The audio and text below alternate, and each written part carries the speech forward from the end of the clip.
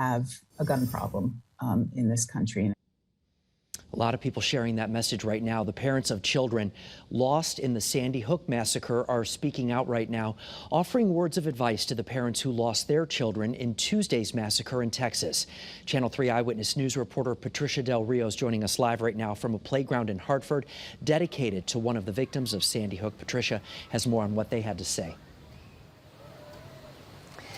Yeah, they are saying that they feel the very unique pain that these families are going through because they, of course, have been there. They say that this is re-traumatizing. It's like post-traumatic stress disorder, reliving what they went through. And they say that it is very sad that almost 10 years since Sandy Hook and that these shootings continue to happen. They say more needs to be done to prevent this from happening again.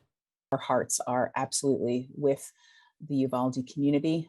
Nicole Hockley, who lost her son Dylan nearly 10 years ago in the Sandy Hook school massacre, says she knows all too well the sheer pain these families are going through. It's the work of the Sandy Hook Promise organization, and she says showing students to recognize signs of students in distress is their mission to prevent these massacres. We've heard reports that he had a troubled home life. He was withdrawn. He spent hours alone by himself in an isolated room. It's very echoes of the Sandy Hook shooter there. So again, a lot of opportunities to see this is someone who needed help before he did something tragic. She says it's heartbreaking that this young man did not get the help he needed to prevent this, but believes firmly these shootings are preventable. We know that early intervention works. We've recently, just in the last week or so, West Virginia, students saw one of their fellow students with a gun in his backpack. They made a report. After the investigation, it was discovered that that was a credible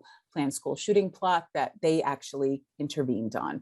Mark Barden, who lost his son Daniel in Sandy Hook, says there's also hope in people taking action as a result of this tragedy by speaking out. Folks need to be involved. Our representatives and legislators need to hear from us, and not just now in the heightened awareness, but consistently going forward. Now, coming up at 6 o'clock on Eyewitness News, you're going to hear a very powerful message from these Sandy Hook parents that they say every person in America who's feeling any sense of outrage over this Texas shooting needs to hear. That's at 6. We're live in Hartford. I'm Patricia Del Rio, Channel 3 Eyewitness News.